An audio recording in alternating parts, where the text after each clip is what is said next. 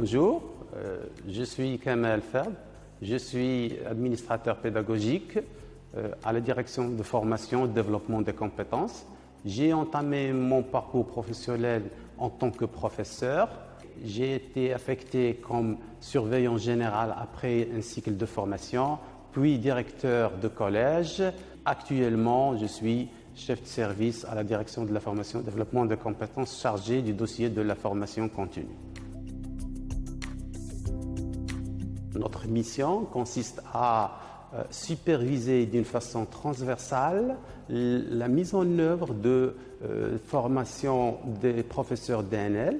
Comme vous le savez, la stratégie nationale de la formation continue et dans le secteur de l'éducation nationale se fixe comme objectif principal de traduire les orientations en général en termes de programmes et de plans de formation, y compris ceux des formations destinées aux professeurs de DNL. Donc l'objectif et la mission principale est de pouvoir superviser d'une façon transversale les 4 piliers qui constituent le système de gouvernance et le système d'organisation de la stratégie nationale de la formation continue.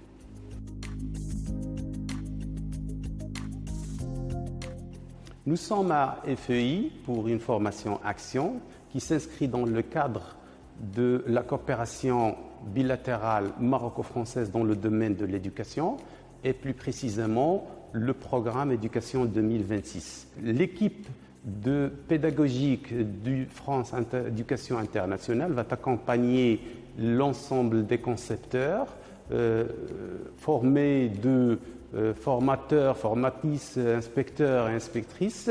Donc nous avons 2 volets visés. Premièrement, prise en main d'outils numériques pour la recherche et les ressources authentiques. Et deuxième volet, l'analyse prépédagogique de ressources authentiques. Ceci, bien sûr, dans un climat de co-construction, d'émergence qui va piloter toute la session.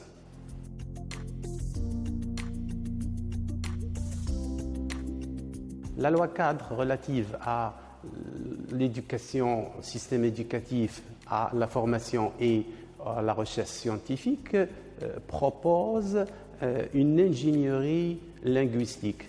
Le gouvernement marocain, de sa part, s'engage à garantir d'abord une éducation de qualité, mais également de garantir l'adaptation, garantir le passage fluide et harmonieux des sections linguistiques dans le système éducatif national.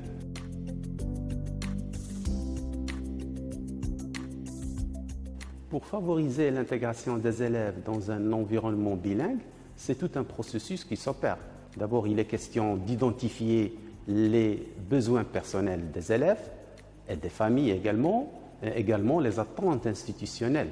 Deuxièmement, il faut élaborer un programme rigoureux pour la mise en œuvre, sans oublier de prendre en considération l'amélioration et l'usage des outils numériques, c'est-à-dire ceux qui sont en relation avec les TIS.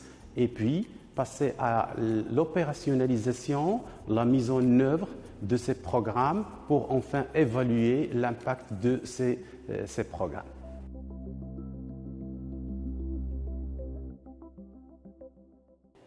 J'aimerais signaler l'importance de l'alignement du programme Éducation 2026 avec le cadre de déploiement de la feuille de route 2022-2026.